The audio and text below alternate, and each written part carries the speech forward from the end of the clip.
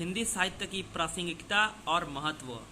वर्तमान वैज्ञानिक तकनीकी युग में यह प्रश्न अक्सर उठाया जाता है कि साहित्य जैसी कलाएं जो जीवन की मूलभूत आवश्यकताओं को पोषित नहीं करती, उनकी कोई प्रासंगिकता है या नहीं।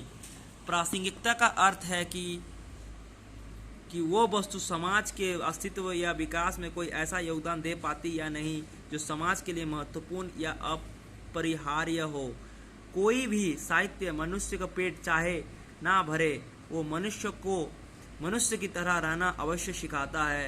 हिंदी साहित्य अपनी प्रासंगिकता की तमाम कसौटियों पर न केवल अतीत में खरा उतरता है आया है, अपितु समकालीन चौतरफा दबावों को बीच में भी अपनी प्रासंगिकता का सिद्ध किया है।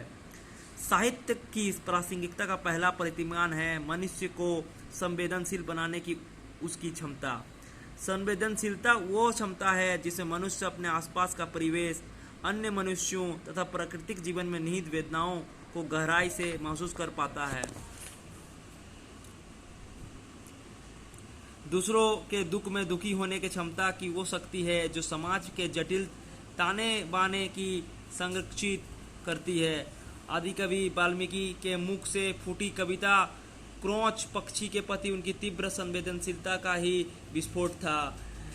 गोदान दिव्य जैसे उपन्यास तथा हरिजन गाथा जैसी कविताएं इसी संवेदना क्षमता को उद्बुद्ध करती है। छायावादी कवि ने भी ये कहा है, वियोगी होगा पहला कवि, आह से उपजा होगा गान, निकल कर आंखों से चुपचाप बही होगी कविता अनजान।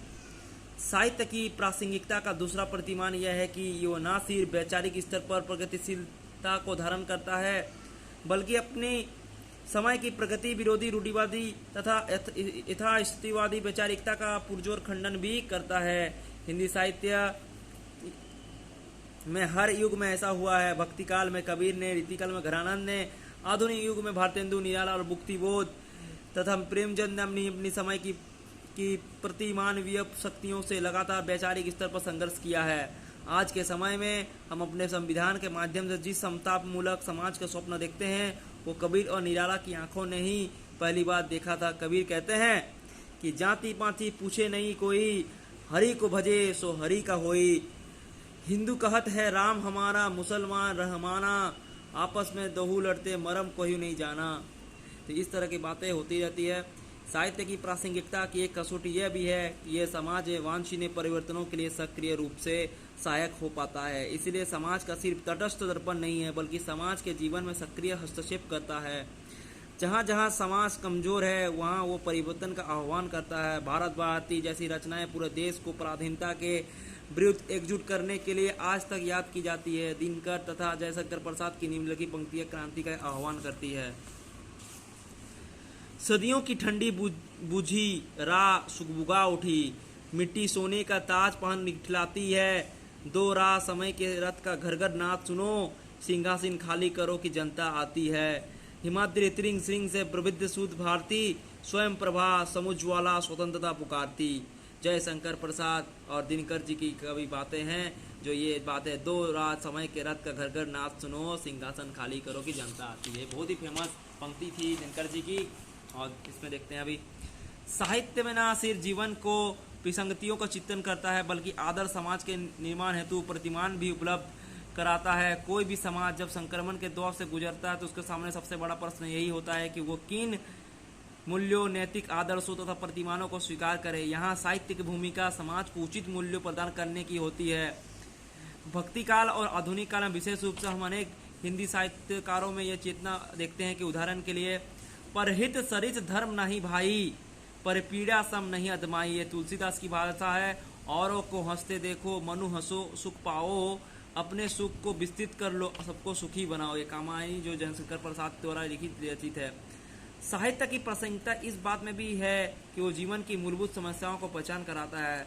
समस्याओं की उथली पहचान कोई भी कर सकता है, किंतु साहित्यकार के पास वो सूक्ष्म अंतर्दृष्टि होती है, समस्त उथलेपन को चीर कर मूलभूत वास्तविक समस्या को पहचान लेती है। ये ना सिर्फ भक्ति काल में दिखता है, बल्कि आधुनिक काल में भी बड़े कवि में इस अंतर्दृष्टि का संपन्न है। कामायनी में प्रसाद ने बताया कि आज के मनुष्य की मूल समस्या भाव, क्रिया और ज्ञान में सामंजस्य न होने की है। असाध्य बिना में अज्ञ अस्तित्ववाद अनास्था से उपजे संकट को मूल समस्याओं के रूप में उभारते हैं। अंधेरे में मुक्तिबोध बताते हैं कि मध्यवर्गीय बुद्धिजीवियों का नैतिक स्खलन इस अंधेरे का कारण है। भीतर का राक्षसी स्वार्थ अब साफ उभर आया है, छिपे हुए उद्देश्य यहाँ निखर आए हैं। अब इसमें देखिए, स्वस्थ मनोरंजन साहित्य का ऐसा महत्वपूर्ण उपदेश है जो मानव समाज हेतु प्रासंगिक बनाए रखता है। मनुष्य कोई यंत्र नहीं है जो सिर्फ भौतिक सुविधाओं का दास हो। उसका वास्तविक स्वास्थ्य इस बात निर्भर करती है मानसिक तौर पर प्रसन्न रहे। ये मानसिक प्रसन्नता यूं तो उथलेपन और हल्केपन से भारी गतिविधियों भी दे सकता है, किंतु साहित्य मनोरंजन के साथ नैतिक उत्कर्ष का माध्यम भी बनाता है। आचार्य शुक्ल ने कविता क्या है निबंध में बताया है कि साहित्य कोई नैतिक संदेश तभी दे सकता है जब वो पाठक के मन को मनोरंजन से बांध सके। इस दृष्टि से हिंदी कई साहित्यकार जैसे बिहारी भगवती चरण वर्मा अत्यधिक सफल सिद्ध हुए।